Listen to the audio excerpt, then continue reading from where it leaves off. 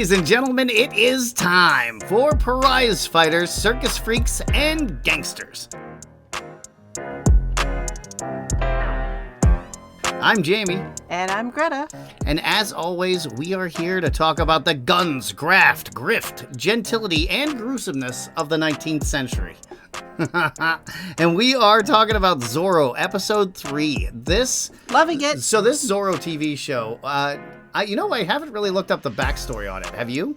But it is so good. I mean, just the fact that we get a swashbuckling TV show that's okay. It's a little silly, but it is so enjoyable. And it's beautiful. It's just pretty. Oh, and I think every bit of this is fun.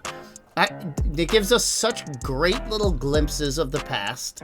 And it's, like you said, it's pretty though. So, we don't have to really look at the muck of the past so much. It's a little, it's a little shined up. And everybody, Lolita's so beautiful. She's like Selma Hayek 2.0. And it's just, she's always wearing that hat. We got to talk about her makeup because I'm curious to see if this was recreatable in the 19th century. But, oh my God, this whole show is just homage after homage after homage to different action movies that I love. And then it ends this episode with, what did America look like to not Americans? Which... We go from Warrior in this episode. We go from Warrior to Gangs of New York. Yes. This is amazing. All right. So let us begin in a saloon. And it's a classy saloon. You can tell. Oh, yes. And Ramirez is there. And he's the only one. He's still very, very good looking, but he's a little greasy. So that's how you know he's a bad guy. Yeah. Because he's got an oily sheen. He has a patina.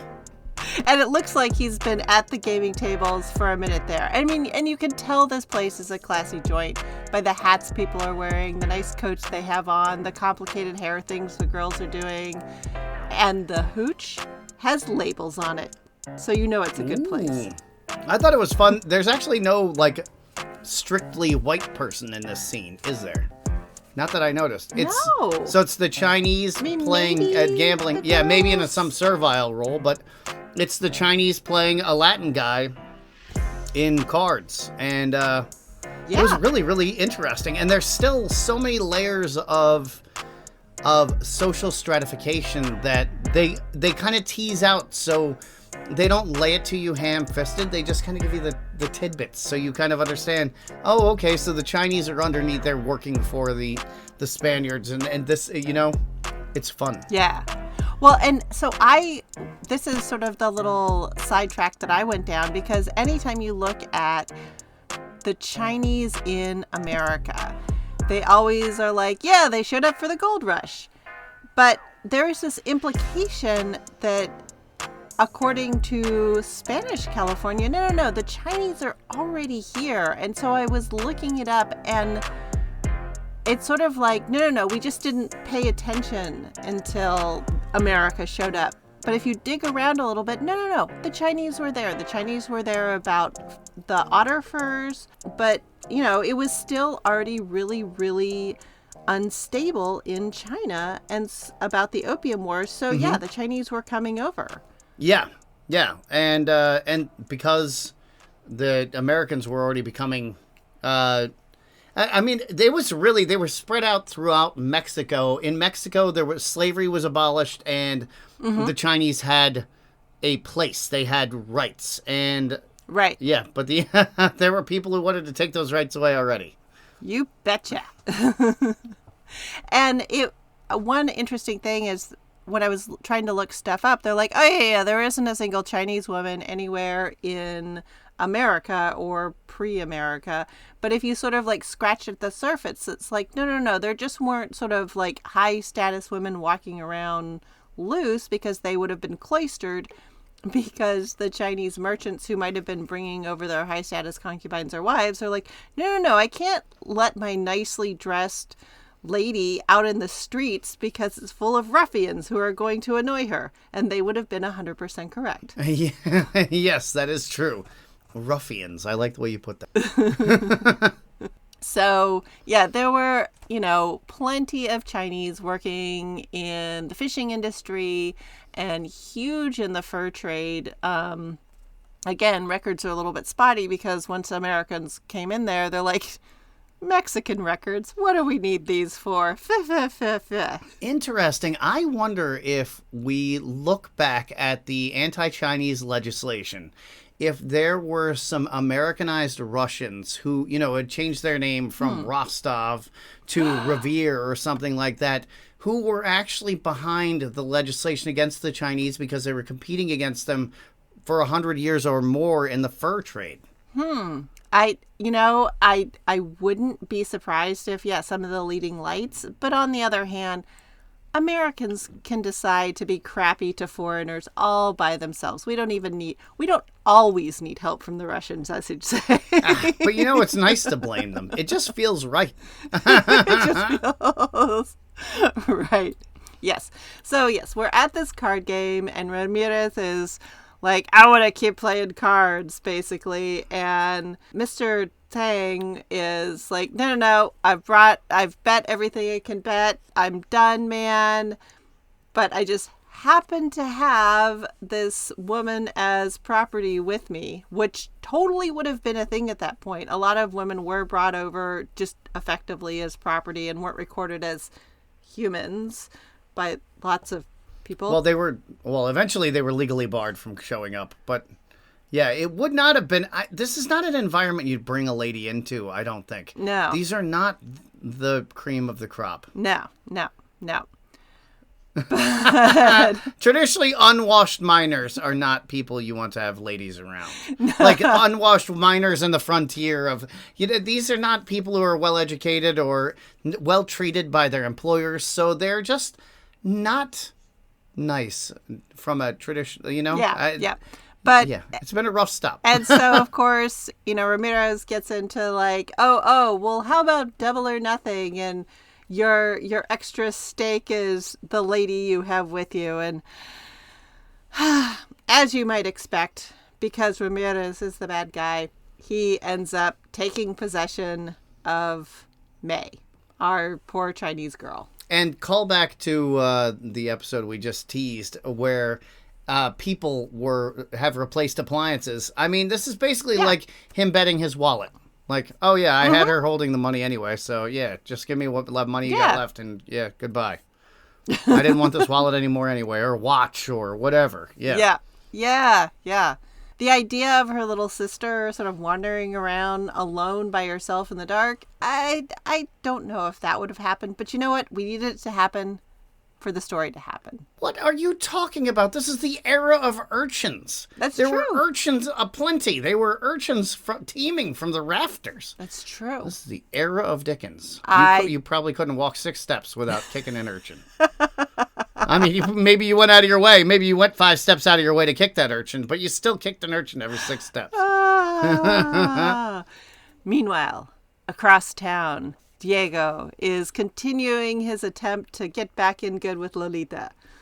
And she's having none of it. Oh, but wait. You forgot that May's sister has now scratched a Z in charcoal on her house. Yes. So that's the bat signal for Zorro. Yes. And which I just love that, like, they just scroll it on any wall and he's just supposed to eventually find out that there's a Z there and show up. Look, not a lot is going on. Nobody has phones to look at, so somebody's going to notice the big Zorro summon the Zorro Z. It's going to get back to him. He's got eyes everywhere. He does. Well, and there's 2 Zorros, so because we still got Maniac Zorro running around. We do have Maniac Zorro. We're going to get a lot of Maniac Zorro. It's gonna get exciting. I can't wait for them to fight to see who gets to be the true Zorro. Right. But yes, so we're back at the hacienda, and Lolita is having none of this Diego stuff. None of it. Okay, now let's talk about this outfit, and her whole fit is wild. She just, I hear the song "Take My Breath Away," this old ass song, whenever I see her, and I just my heart stops. I lose the capacity for speech. So, would any part of her look actually have been attainable back then? Like, assuming that this is a woman who managed to make it into semi-adulthood with all of her teeth. Right. Well, again, way the heck out there, sugar is not going to be that common. Okay. So, first of all, just the whole tooth decay problem because you're dealing with sugar, it's entirely possible that she would have had decent teeth. And then also you're dealing with Spanish hygiene, which was influenced by the Arabs and Jewish medicine. And so generally the Spaniards tended to have sort of just better hygiene overall. Hygiene is like an actual part of their culture. So where it's not in our culture. Right. And while the Romans weren't able to build that many baths up in sort of like northern France and into Britain, there were tons of surviving Roman baths all over Spain because Spain was a Roman colony forever. And then cleanliness was also part of the Arab culture. So having public and private bathing and bathing being part of your day or part of your week, or part of your social rounds was still a thing. It's bizarre that we've replaced a concept of hygiene with germophobia. No, but it's funny because then it was like a social thing and also just like going to the bath and getting a massage and swimming around and, you know, rubbing yourself down with oil or whatever. It just felt good. Yeah, I recently saw a video of what a Turkish bath and a massage actually is. Ooh, I want that. Where they're on that big table that's all soapy and they slide you around and they're throwing elbows into you and everything. Oh, that looks cool. Right. And also a lot of the places, like part of the plague problem was that places didn't want to shut down the public baths because they were just part of public order. If the poor people didn't have access to public baths, like more people got sick and, you know, people were stinky and it just made life worse. And so plague was spread at the public baths, but shutting them down was a problem. Like they didn't want to do that. It was sort of like during COVID. It's like, but if we shut down this essential they were really kind of torn about it. Yeah. And the same with shutting down gyms. It's like, well, it's the one thing we can do and it's healthy, but by the same token, we don't want to give each other an illness. So yeah, we were really stuck in a catch-22. So I think it is, especially in sort of the low sugar environment that they were living in. Plus, there were some habits about cleaning your mouth, cleaning your teeth that sort of retained into Spanish culture. Yeah, it's possible she could have had pretty teeth. Okay. So how about the makeup situation? Obviously, they didn't have lip gloss back then. So she's not... Well, so her lips wouldn't have been shiny, but they could have been colored. Carmine and other red colorings were actually common. And so you're out in California, you've got ochre. Because they're part of the Spanish Empire, at least close to it, they had access to stuff like carmine. And you'd mix that with some sort of fat or grease, and it would make a lip balm, salve, something or other. Oh, okay. So you still get a little shininess there, too, from the tallow. Or whatever. and even a little color. And then putting kohl on as eyeliner and even kind of a mascara would have also been done. Oh, so this might have... I mean, it probably wouldn't have been a look that you would have seen on a lady back then, but it's within the realm of possibility. Oh, totally. And if you look at old paintings, you will occasionally see women who have clearly kind of touched up their eyes to sort of make them look dramatic with kohl. Oh, all right. Nice. Again, eyeliner is an Arabic invention that they brought to Spain. Oh, well, hey. There you go. All right. Well, awesome. Oh, my God. That would have been the greatest place then, too, because, wait, what year is this? 1840? Oh, it's in the 1840s, isn't it? 1820s, 1830s, 1840s, somewhere in there, yeah. So probably not Tacos Al Pastor. No. That wasn't until the 1850s or 60s, sometime around in there. Yeah. Okay. But it still would have been pretty damn good, because you got... They're getting there. You know Tacos Al Pastor is knocking at the door. And there was got mole. Chili. You had mole. Oh, there is mole. This is a nice spot. Now I'm thinking maybe this would have been a spot I would have liked to have lived back in the day. There you go. I would have followed Lolita into a fire if I... Oh, and her Baba Tadeo is like, dude, she's still got this thing for this dopey captain, but we're just not going to listen to her because what Lolita wants is not good for her. So yeah, what Lolita wants has nothing to do with what's best for her, is what he says. It was so amazing.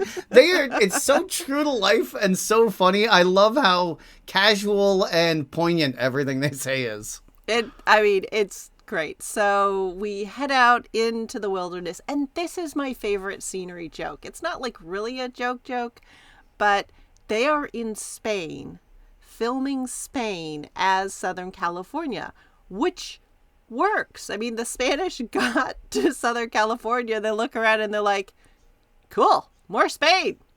We know what to do. It genuinely, it's wild that, like Arizona, all of that, it looks like Spain. Yeah, it's sort of like when all of the Germans and the Scandinavians got to the northern prairies around the Great Lakes, and they're like, oh yeah, fish, fields, berries, yep, we're good, we're staying. Yep, we know how to do this. And the Germans got to Pennsylvania and they were like, Germany, all right, this'll do. Let's make some pretzels. Where's those British religious fanatics got to Massachusetts? They're like, where are the cows and what are all these rocks doing in the ground? Well, let's get drunk and have some premarital sex, and then we'll figure it out after we start starving. They weren't actually able to get drunk very well because they didn't have any beer for a minute. But anyway. No, they just trip balls on the moldy rye and then burn some ladies. Let's trip on rye and then burn ladies. That's what we're doing on Friday. So we've got Lolita and Diego facing off in the wilderness, and she's kind of so annoyed with him that he's in her space and she's trying to do her thing, and he's just kind of being that guy who won't leave her alone. And so she points her gun at him, and instead of saying, get down, she yells, shut up. And then shoots a cougar over his shoulder. Right. She's amazing. But yeah, Mama and Papa, Tadeo and Lucia, are having their push-pull over... Well, it's such a funny and real push-pull, too, because he's gorgeous. So she and he's dashing, and he's like a gallant man. So she wants to... Obviously, she wants to be with him. But the fact that her parents love him means she can never be with him. Never. And her parents have that kind of push-pull going, too, because Tadeo I'm so proud of my, headstrong, sharp-shooting little girl, except when she wants to do things that I don't want her to do. Damn it. Exactly. But yeah, Mama... Yes, but she bags a cougar that has been terrorizing their livestock. That's right. He has got this Papa is so proud. He's got the best of a male child and a female child, all in one child, and she carries all his hopes and dreams. Yes. But he's also apparently not so good to his wife, because they were going to poison the cougar, but now Lucia, she has this poison that she no longer needs to poison the puma. So what should I use it for? I don't know. I'll just put it in my pocket for later.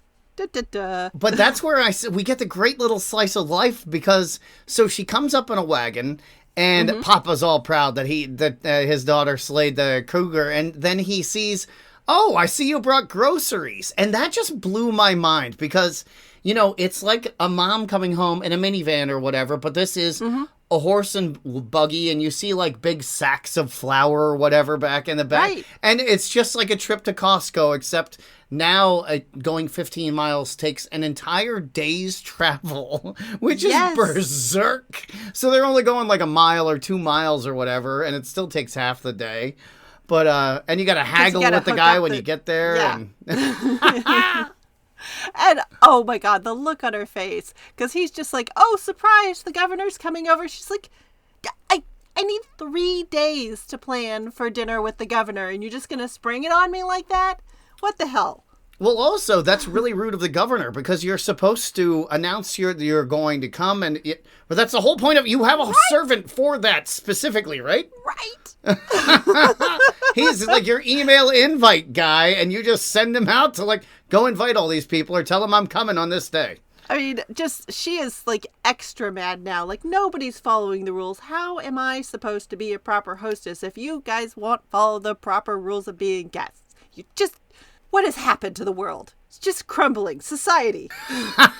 Also, I'd like to say that this woman is also stunning. And so she very much looks like she could literally have birthed this woman, Lolita. Like, I mean, yeah. God, they're both just like picturesque. And you can totally picture them in a painting, like him standing all imperious and the two of them sitting on a settee or something. Absolutely. Well, while society and dinner party etiquette is just crumbling around her feet across town, we have Zorro. And we have the Chinese girl speaking to Zorro in Chinese. And then Zorro, like, I don't speak Chinese, basically. It's such an amazing scene. So the little girl who called Zorro, obviously she's a little Chinese girl, only speaks Chinese. Zorro gets there. He obviously only speaks Spanish. And so she's talking at him super fast, and he's trying to do this weird pantomime. And then finally he's just like, I'll be back. And he cuts off into the night. And he's trying to figure out what to do. And it's like, okay, so this is going on and this is going on. And then there's an explosion, and Zorro has to ride off in that direction to go save the miner. And the whole time he's like, damn it, why isn't Google Translate invented yet? I gotta ride this damn horse. And so, finally gets home. He's like, Bernardo, I need some more of your amazing talents. But it's just like, yeah, can you communicate with the Chinese? And he's like, sure. And I'm like, how the fuck can he communicate with the Chinese? This man's Superman. He's like, he can't speak, actually, but he can communicate with anything. From horses to the Chinese to the Russians. It doesn't matter. And, he's got it. He's a tailor. He does all the cooking. Later on, the man has to have somebody in to do the laundry. Those nice sheets with the lace and the embroidery. Like, the man does not have enough time in his life to do all of this stuff. At some point, he's going to break out into the most beautiful opera song you ever heard, just to prove that he is the most beautiful voice any human's ever had. And then he's just not going to speak again because he can speak. He just chooses not to. After all that, it's now... Because speaking is beneath him at this point. He can do everything else except for follow a diet, apparently. Look, never trust a skinny cook, okay? Bernardo's the chef. Oh, trust and believe that Giada woman on the Food Network. Every time she's on there, I'm like, what? Get off here. Like, you don't even know what food tastes like, lady. She weighs 80 pounds. No. So we are back at the dinner party, and, we're discussing the tragedy at the mine and how much, boy, do we hate Zorro. Zorro's the worst. Monasterio will get Zorro. Oh, it's so much fun. I really, this whole scene is great because, because she's stuck in this situation at the dinner now where the parents are mad that the captain is dating their daughter and they're getting married. They don't even like hearing about the wedding. He's uncomfortable because he doesn't even know why he's sitting there. I mean, the whole thing's amazing. And she's just clearly smug about the entire thing. Like, she's very happy to be at the center of this fire. And it's almost like Monasterio isn't quite sure if he totally hates Zorro. Like, just so much is going on. But yeah, Lolita just throws down and she's just like, catch Zorro and we shall get married. And her father is just like, you can't just say when you're gonna get that's my so much pain. No, she says we'll set a wedding date at, when you catch Zorro. And I'm just like, this woman is devious beyond words. But yes, it's amazing. Everybody is a Twitter. Like, they're all uncomfortable except possibly Monasterio. He's like, okay, this is what I have to do. Because, I think he knows that her parents aren't that cool with him. He is just a military man. And mom and dad are going, he'll never catch Zorro. He's a dipshit. I mean, I think we hate Zorro, maybe. I'm not sure. I don't know. Yeah. But they also know that a new Zorro is going to spring up the second that any Zorro dies, so there will always be a Zorro around, so the daughter will never have to marry Captain Dipshit. There we go. But, so dinner is over, and it's time for the lovely after-dinner sherry, and dun, dun, dun, Mama Lucia, she brings out the poison. Who is she going to poison? And she is cold-blooded. Not but she's going to poison the governor. Yes. Because I thought she was going to poison her husband at first, but no. Why? Well, then the proud papa, why are we poisoning him? Well, he is sleeping around with the Russian lady. Oh, yeah, that's true. But then again, she was just sort of at least it keeps him occupied. That's she was true. very matter-of-fact about it. Yeah. She was like, he's out of my hair. I can do my thing. Like, you guys go... Keep him company. That's fine. Do your thing. Yeah, and so when she started, I was like, oh, that's right. The governor was going to kill her daughter. Of course she's poisoning the governor. Yeah, the governor said her daughter was collateral damage. So she's like, all right, let's see who's fucking collateral damage now. Yes! And that Russian hussy, once again, she ruins everything. The Russians tend to. I mean, that really is their modus operandi. And then we get the most... Although they are good at retreating now, they're getting good at that. Here's hoping. But we head back into town and we get the most Batman scene that has shown up in this entire show. It's like if Batman was in Warrior. Right? Yeah, it was so good. Oh, it's amazing. He's up there Batmaning in the giant windmill that overlooks the town, and you're just like, That was the second Super Batman scene, though, because when he first showed up, so the little girl Mai, before the translation scene, the little girl Mai is getting scolded for writing the Z on the wall, and her Chinese auntie, wash that off. her Chinese auntie is like, who the fuck is Zorro? Like, that person doesn't even exist. Wipe it off the wall. And so just as she goes to scrub it off the wall, his shadow, the shadow of his hat, casts over the Z. It's amazing. So much fun. And so he's got to go in and he's got to save. He's going to save Mai from the brothel. Yes, from the older sister May. Yeah, or May. And yes. so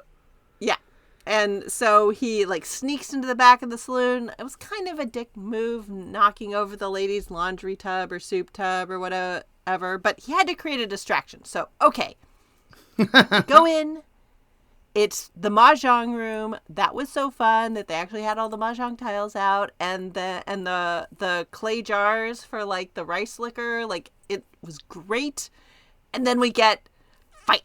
We get a really good fight scene. Oh, amazing. It's so again, though, using a whip as a weapon is something never really occurred to me outside of Indiana Jones. And I always kind of thought it was stupid. Are you familiar with any, you're from more of a cowboy culture, right? So, have you been around people who are bullwhip people? Can you grab stuff with a bullwhip?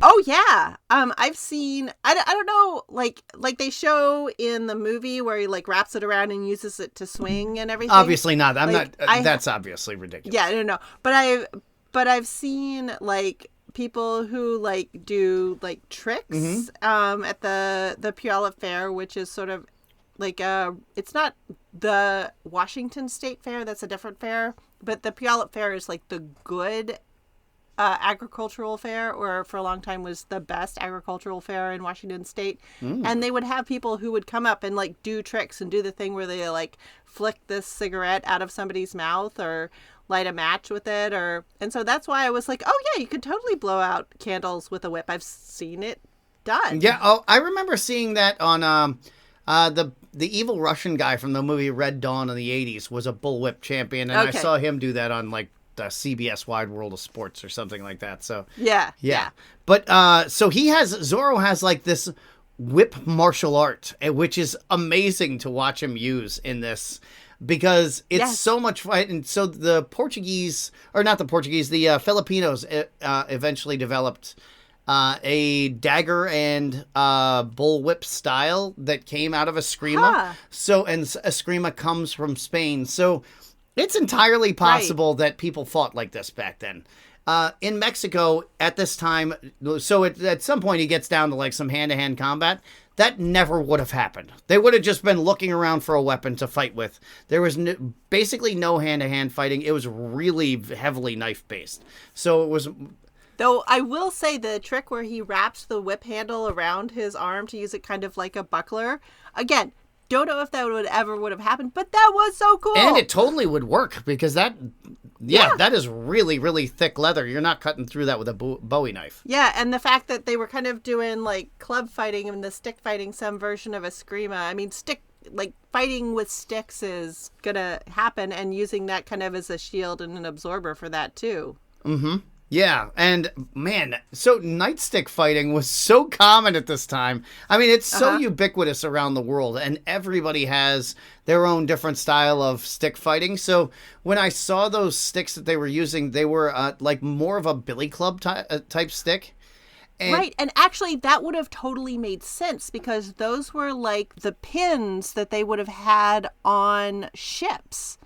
These big wooden pins that you put in and you sort of like wrap the rigging around. And so that is a shape of like wooden club thing that would have been readily available on the waterfront. Oh, very cool. Because so I was under the impression this was around the time that tonfa started to get used as nightsticks. And so I really ran it back and forth to see if it was a side handle knight, like a tonfa, like the traditional nightstick, which it turns out is that was specifically designed to be used as more of a defensive weapon than an offensive weapon. So where you see these guys using like all of this crazy Eskrima stuff, most people really just came with an overhand strike trying to crack you over the head, and that's they just to give you CTE and possible brain hemorrhage was basically the only way you fought with a club back in the day. Yeah, okay, so the word I was looking for was belaying pin, and so it was if you look on like the old pirate ships, they'll like around the bottom of the mast you'll see these pins kind of stuck in these wooden holders, and those were really, really often used in hand-to-hand combat in like boarding or repelling borders, as you'd pick up one of these big, heavy, and they'd be like oak or some really solid wood that stood up at sea, and you just whack people with them. So that's why. So I know what the word belay means. It's when you change the tack of the sail, right? So the wind is coming from different directions, so you swing the sail to the other side. That is belaying, correct? No, well, typically that's just tacking or jiving. That's what turning. The hell? Oh, so what is belaying then? I mean, typically belay is reverse or ignore as a word, but the belaying pin was just something you would use to secure the rigging. Like you'd pull up the sail, you'd sort of position the sail at sort of the right tension and the right direction, and then you would use it sort of as a cleat to take the line from the sail. Where you tie the figure eight around with the extra rope and all. Right. Oh, okay, gotcha. And now I know the piece that it sticks in around the mast with the holes in it. And I gotcha. Okay. Yeah. Cool. Yeah. I can picture it all in my head now. I probably did not describe it well, but I can imagine it myself. But yeah, like, hey, we're supposed to be doing, Zorro and horses and Wild West stuff, and now we're doing, boat stuff. But that boats and hoes. But that was life, on the Spanish Main at this point. So yeah, we're in good company. Anyway. And you could go a lot further in a boat in a day than you can on horseback, because again, 15 miles is not far. But how far do you go typically in a day? Well, no, you wouldn't necessarily go further in a sailing ship in a day than you would in a horse. But think of how much more stuff you can bring with you. Yes. So you could end up with more creature comforts at the end of your journey rather than with hat in hand and nothing else on a horse. Right. Or you could bring stuff to sell.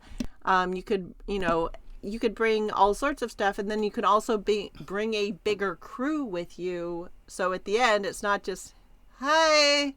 Don't beat me up, please. That makes sense too. Plus, you got to have all those servants. So Exactly. Yeah. So I mean, going by boat often took longer, but it was no more dangerous and it was no safer. There were sort of risks either way. It's just it was cheaper to do and you could bring a lot more stuff with you. Okay. All right. That makes sense. I mean, I just discovered today it took 2 months for President Eisenhower to get across the United States in the 1930s.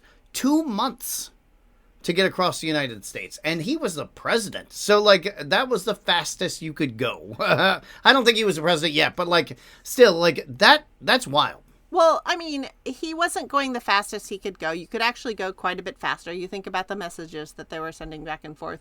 But he was doing it in style. He was doing it in comfort. He had a convoy. Yeah. I mean, yeah, you could, but like you said, you could be a guy on a horseback eating beef jerky at a dead sprint getting across faster. But if you wanted to go with any kind of creature comforts, it's taken you 2 months to get across. That was in the 1930s. Yeah. Yeah. Just crazy how slow things went back then. Oh, how did anybody get anything done? Yeah, some of these like things we don't need to... I would have been bored out of my mind. Well, some of these things I don't think we need for them to happen so fast. It would be nice to be able to take a few more breaks in our daily life. I think that's what it comes down to. No, that's for sure. Okay, so we're fighting. We're using belaying pins or some kind of clubs. But then, as you say, the knives come out and boom, the knife into the wall to keep the guy immobilized. I'm like, oh, that was brutal. So that scene was an homage to a scene in a film called Raid Redemption. It's this Indonesian film. And so that scene starts with him grabbing this guy's head and banging it 4 times against the wall, down the wall. And you see his head impacting into the tile and breaking it. And that is taken directly from the Raid Redemption. So at this point, I am screaming like, oh my God. So his fight down that hallway was taken like directly from that movie. And it was so dope. Awesome. Yeah, it was so fun. And then it went right into the Indiana Jones because he stabs that guy's hand in the wall, and then the one guy starts doing all that goofy stuff with the sword. He takes the knife out of the guy's hand and whacks it right into the other dude's chest. It's amazing. And then he gets upstairs and it's, hola, Senor Chang. Oh, that was a fun showdown too because... so it goes from Indiana Jones, then he takes the knife out, stabs the other guy with it, and then throws a guy through a window in exactly the same, like, scene shot as Chuck Norris in Invasion USA with the secretary. So it was like 3 movies in a row that I could recognize that scene, for, like, shot for shot. He just was like, I love action movies. And I'm like, you're the man. Oh, it was so much fun. So the fight coordinator was like, look, I don't know how long we're going to get to make this show, so I am going to go all out. Exactly. You love action movies? I love action movies. Let's do this. I mean, just like we were having fun with the fight coordinator in Warrior, we're going to have to check out the guy who's doing the fight coordination for this one because clearly they know what they're doing. It's amazing. So he gets to Mr. Chang, and Mr. Chang's bodyguard's got a gun to his head. Yeah, because Zorro did like this big flourish, whoosh, and then the gun. So he's like, "Drop your sword, please," and he was a total Wesley moment, right? I felt like he was Wesley from The Princess Bride. He just smirks, turns his sword upside down, and drops it right into the guy's foot that's holding the gun and snatches his gun from him. It was amazing. Oh my God, it was so much fun. This show's so great. What was I saying? Where's May? Oh, he's so smooth. It's the Batman we need right now. I love this Zorro show. It's so good. Oh, I mean, and we find out like Ramirez isn't just an evil bastard to, the Mexican peasants. He is an evil bastard to the Chinese peasants and to the Native Indian peasants. Like, he's just bastarding all over the place. Yeah, and the Chinese have no room to move except the room that Ramirez gives him. So when he got invited to go gamble, he got invited to go lose money to Ramirez, and he Right. had to gamble when Ramirez told him, "All right, you got to gamble, May." He was like, because he looked at May like, I really would not like to gamble, May, but if you're gonna make me gamble, May, all right, I'll gamble, May. So that's what he had to do. Yep, yep. And I mean, the only problem I had with this, and it didn't get to me until this point, where the scriptwriters have Senor Chang doing the Confucius say. I was like, that was like so 1960s, 1970s, even 1980s for us over here. But like the fact that every time he opened his mouth, it was just using the Confucius say, blah, blah, blah. I was like, oh, no. But those memes all come from some place that was a real thing that happened all the time. That's just like true. people slipping on bananas. Yep. So it happened all the time at some point, and that's why it's become a trope. So there had to have been those guys all the time. Just, they read their Art of War every day and come up with some dumbass thing to tell you from Sun Tzu said or some Confucian thing to say. I mean, it is true that, it was a thing for like higher class Chinese or people sort of like reaching for that to speak in these epigrams, and in the 19th century to speak in these little like pithy epigrams that you were quoting somebody else. So that is a 19th century thing. So, for that I'll give it to them. Also, what a great way to make a statement without putting any of your own personal equity at stake. Yeah. Because then you're giving like your stark opinion on a situation using the words of somebody else. So you're just saying, well, it's something to ponder. Yeah. And whatever conclusions you draw are your own. And so that is very clever. It's something I might want to start using at some point. I don't like memorizing things, however. I like knowing things, but not memorizing things word for word. And yet you were able to pick out those fight shots, those fight stars. So there's that. Yes. But anyway, so the incompetent henching by Senor Chang's underlings it's just glorious. I super love just the comedy of errors just going on around him as he departs the scene. Oh, so again, this is like the Batman we needed, because Batman wasn't supposed to just be like this super brawler. He was supposed to be like this sneaky guy who was doing detective stuff and then would like dive out of the shadows to take people down. Because it's insane for a person to just wade into 10 people and start brawling them from the center of a circle. But so Zorro is doing that for us. But here, like, so that, again, the henchman pulls the gun on him again as he's trying to walk out. And he holds up a pistol ball to show him that when he snatched the pistol from him earlier and then gave him his gun back, he took the ball out. And and so the guy is like, oh damn, he disarmed me, so shit, he got me. And Mr. Chang's looking at him like, you asshole. He slaps him and what does he do? Takes the gun out of his hand or just slaps him? And the gun goes off and shoots somebody downstairs or upstairs. I mean, this is the whole thing about like 19th century pistolas were dangerous because they were a little unpredictable. And so, yeah, sometimes they shot when you didn't ask them to, and sometimes they didn't shoot when you needed them to. Exactly. But yeah, some poor rando in the building somewhere else completely gets shot through the foot because, 19th century pistols are unpredictable and dangerous.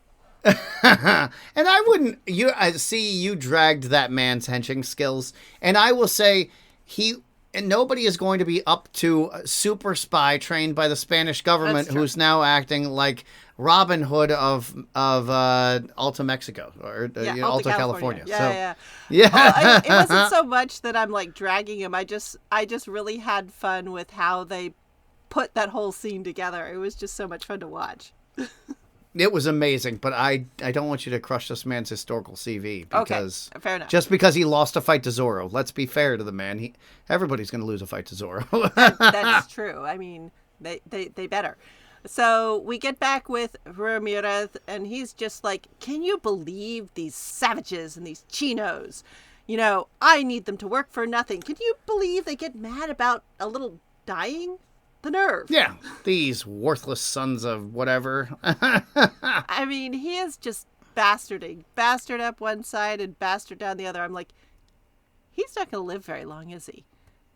No. We're going to have to make him dead. Yeah, and the eviler he gets, the sweatier he gets. So it's just like his sheen of oil and sweat just gets a little, his perm gets a little oilier every time he says something. Oh, no, those are lovely natural curls. That's not a perm. Come on. Oh, it's, well, where were all these curly-haired people 5 years ago? Because it seems like there's an awful lot of people now walking around with curly hair, and I just... Was everybody straightening their hair before, and now everybody's got this bushy head of hair? I don't get it. Well, if you look at all the Roman statues, they all had wavy curly hair. I guess. And Spain, I don't know. Roman colony. Come on, work with me here. Oh, I think in the past, but the men now, I just don't recall seeing a lot of men with bushy curly hair in the past. I don't know. It seems to be a very new phenomenon. Or that's who they're casting now. Anyway, guy falls down and Ramirez is like... Well, I remember another time in the 80s, there were perms and there were a lot of people with curly hair. Yeah. So I'm just saying, it seems like perms are back in. Okay. Hey, I don't think this man has Jerry curl in his hair.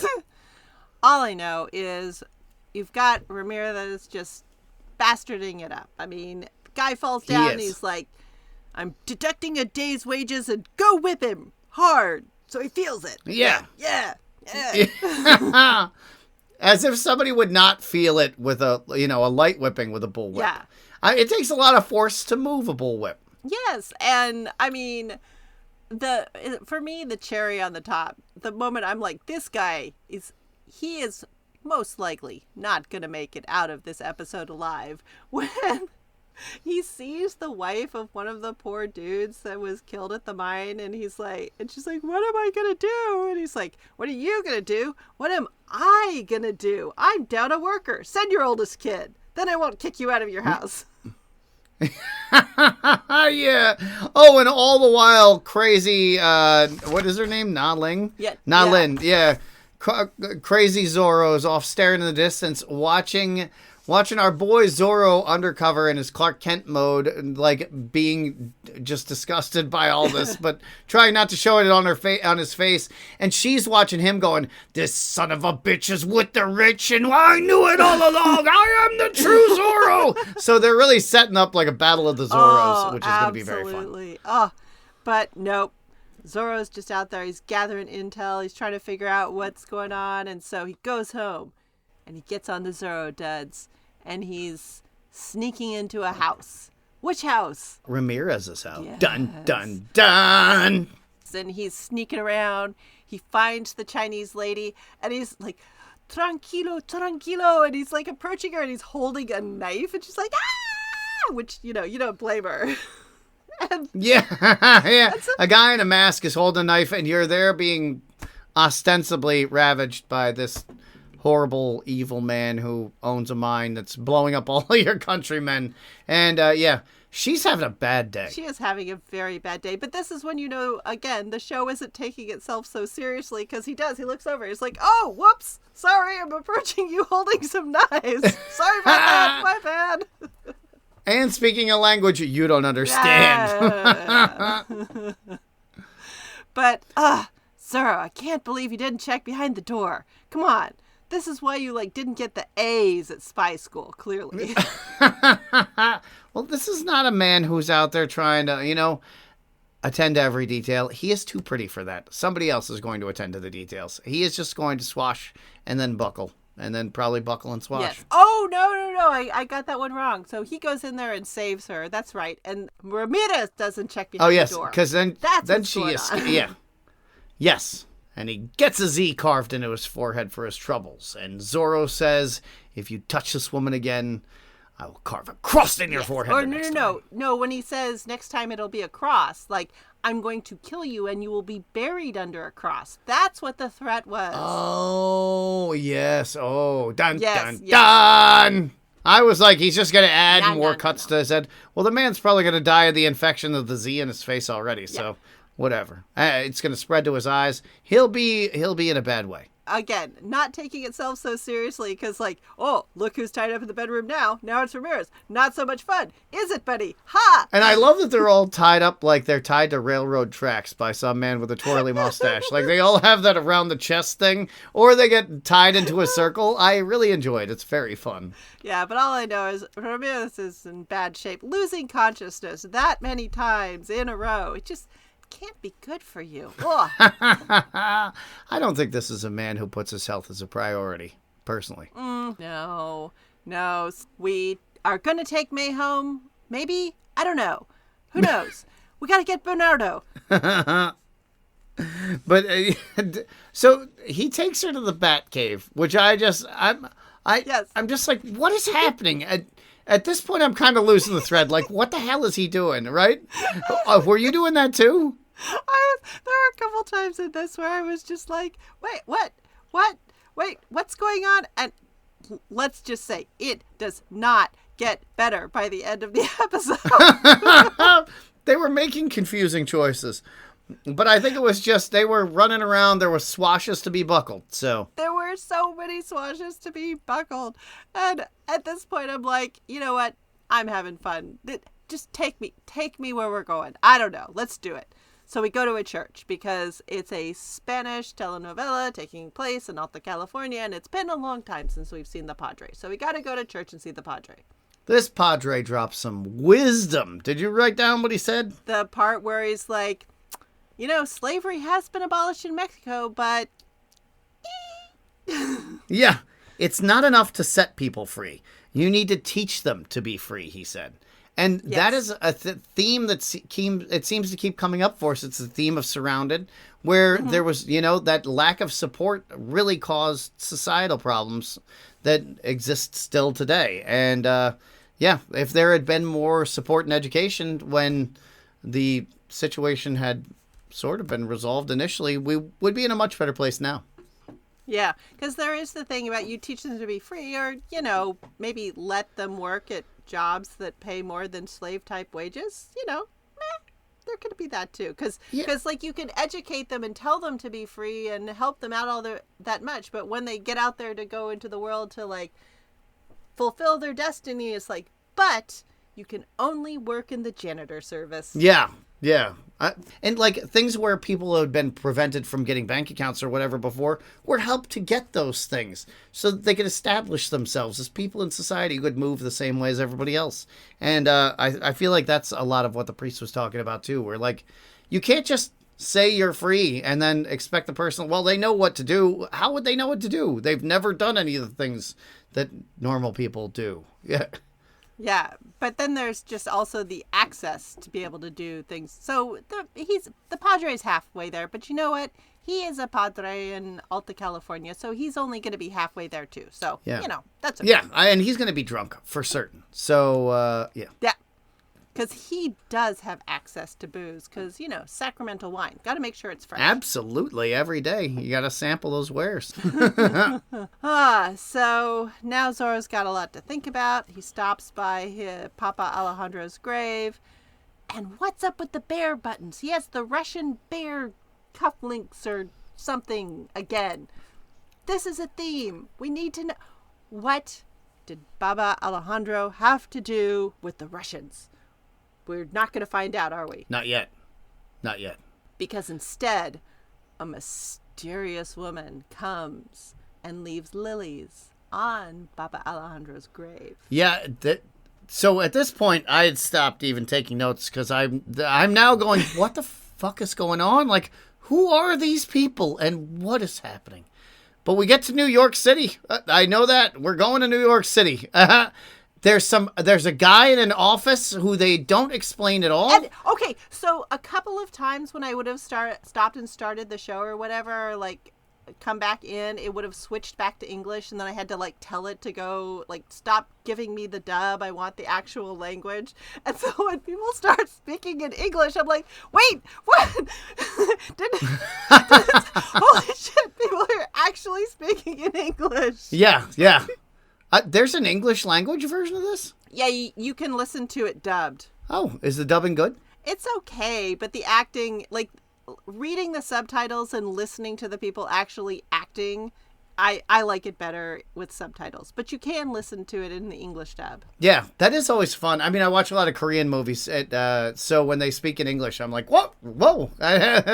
It always startles me. In fact, because I've been listening to this and just some other, the guy Bernardo is in the thing Money Heist or La Casa de Papel. Okay. That was huge during the pandemic. It's on Netflix. That's a fun show. There's no way we can work it in, but it's a great show. And we've been watching that, and so I've been listening to that Spanish, and that is like Spain Spanish.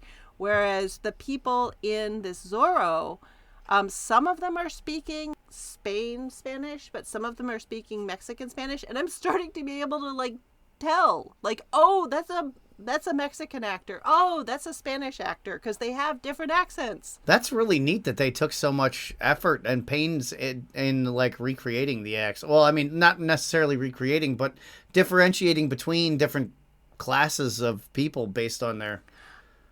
I don't think necessarily they're working that hard. Oh, okay. It's just like I'm starting to hear like the people who are talking in sort of like a more classical Spanish accent almost say Zorro's name with a TH. It's almost like Zorro. Mm-hmm. Whereas, and they have softer G's like Diego. Whereas with the Mexican Spanish, it's a harder Z, it's Zorro. And then you get like Diego. You get like a harder G.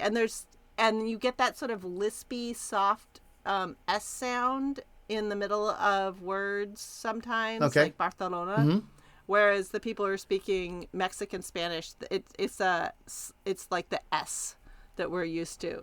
And that explains why I have not been able to figure out how to pronounce the word Zorro, because I was going back and forth but trying to imitate each person, and then I was like driving myself crazy. But it's been two different. Well, that makes sense now. Yeah, because you've got all of these people speaking in these different accents in the show. You got it. Yeah, I've been giving it hell though, but I just gave up. I wasn't, because I could not get it. So, but that explains why. But how much fun do we have with what this Spanish television crew is deciding what an 1830s, 40s New Yorker dude is gonna look like? And I was like, he is American because he's got suspenders and a giant ass cigar. Well, and I liked seeing baby New York. So you get to see, like, it's not usually, even in the recreations of it in Gangs of New York, there was kind of that oppressive feeling where you felt like you were in a big city, where like you would look up and there would be tall buildings, but it wasn't that case yet. And so it was really like, it was fun to see that the way that they had it set up. It was really...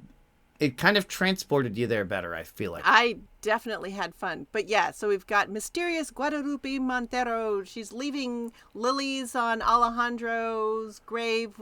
We're in New York. We've got the... We're in Nuevo York. Nuevo Yorko. Yeah. we've got the De La Vega inheritance. We've got, like, I'm at this point with you, I'm like, what the fuck is going on? Okay, I'm glad. I was like, am I not paying attention? Because I'm really paying attention. What the hell is happening? It's like somebody stuck a page from a different comic book in this comic book. That's how that felt to me. Oh, okay, good. I'm glad it's not just me, because I felt like I was slacking somehow. And people are speaking in English, and I was just like, what? And then next thing we know, May, she runs away with Torado, and we're like, oh, we're back? What's going... Yeah, and then Tornado comes back, like, on his own, so he has an auto drive home feature like a Tesla, except he doesn't kill anybody when he does it, and he actually makes it there. So, yeah. So I guess nothing at all like a Tesla. Like a Tesla wishes it was. Right. If only Teslas were as smart as horses. Oh my God. That robo-taxi service is the worst idea I've ever heard in my entire life. So your car just drives away in the middle of the night and takes people on trips. That's the idea. Yeah. No, and you get the car back after it's picked up somebody from the bar at 2 a.m. and they barfed in your car. Now what? Yeah, the robot doesn't clean out the car. I mean, at least Tornado... Who gets home on his own. Yeah. And hey, we're in it like a team, and Tornado can now take him back to where he just came from because, again, his GPS is on point. Yes. And so what, like, okay, so now May's back with Ramirez and we're doing the whip thing. And yeah. Yeah, and now he's captured. So Zorro's been captured because it was all a trap. And he had May marching in front of the window for 3 hours. And he's now caught Zorro, and he's got Zorro in the basement. Attic. But again, tied up with that goofy... Oh, the attic. But yeah, he's in the attic. And dun dun dun, De La Vega is revealed as Zorro. Yes. Yeah, and Ramirez does not seem the least bit surprised, really. But, I mean, how many insanely handsome men could there be in Mexico at this time? He is so pretty that he is the only person who could possibly deserve Lolita. So, I mean, that little mask covering his face really could not have disguised his identity. Yeah, that was some Clark Kent glasses. I mean, how many guys could master that beautiful Andalusian horse, too? Yes, yes. And sword fight like a super spy from Barcelona, Madrid, or wherever he is from. The most amazing swordsman who's ever lived. Yes, but it is fun because he's got Zorro, Diego, tied up there, and he starts monologuing, and dun, dun, dun, he reveals, I kill your father.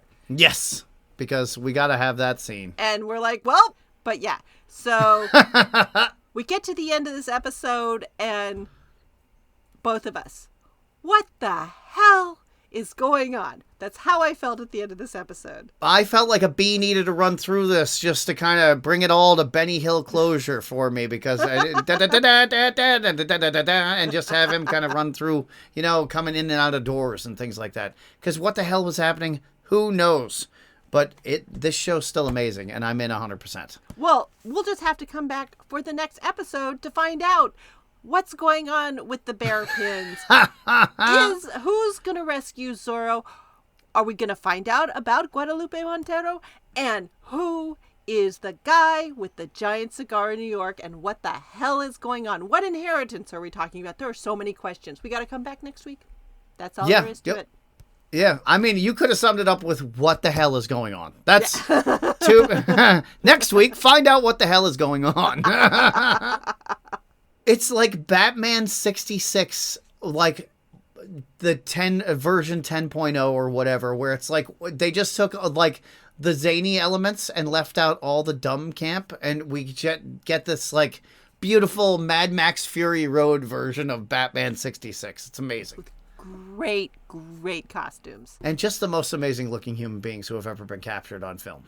And very enjoyable fight choreography. I mean, it's fun in a very different way from what was going on in Warrior, but this is just as much fun to watch. And I really love the ethical hero who doesn't use more force than they need to, and we need more of this in media. So I just love the ethical badass who's like, I don't need to smash your face. Like, I can let you come back and try to beat me up tomorrow because you can't do it. So go ahead, scamper off. And he doesn't have to be broody and moody. He can be fun at parties. That's okay. Yeah, and he's going to get laid at the end of the night. It's he's he's not going to go home to his bat cave and sulk. Sulk. Yes. My parents died 40 years ago and I'm still crying about it. Like, how much Fall Out Boy does a man need to listen to before he's over it? That's what I need to know. Like, he's worn the ochre and he's done the eyeshadow for 30 years. I think he's cried enough, right? It's time. I'm ready for a new version, and this Zorro is giving it to me. I love it. Absolutely. All right. Well, join us next week for the exciting answer to just a few of the questions. Exactly. Next week we find out what the hell is going on. And it's going to be amazing. I mean, I can't wait to figure out more about the New York connection because, yeah, it's going to be something. I never thought in a million years when I suggested we do this that it would bring together Warrior and Gangs of New York in such an amazing way. I mean, you were always saying that these two are connected somehow, and boom, here it is. I'm telling you, there's a PCG universe that we can literally map out, and we can tie all these things together into one cohesive universe. It's all coming together, man. It's all coming together. Absolutely. All right. Well, till next time. Yeah, well, until next time, what are you doing this week? Where are you going to be? I am having a lot of fun talking about pudding.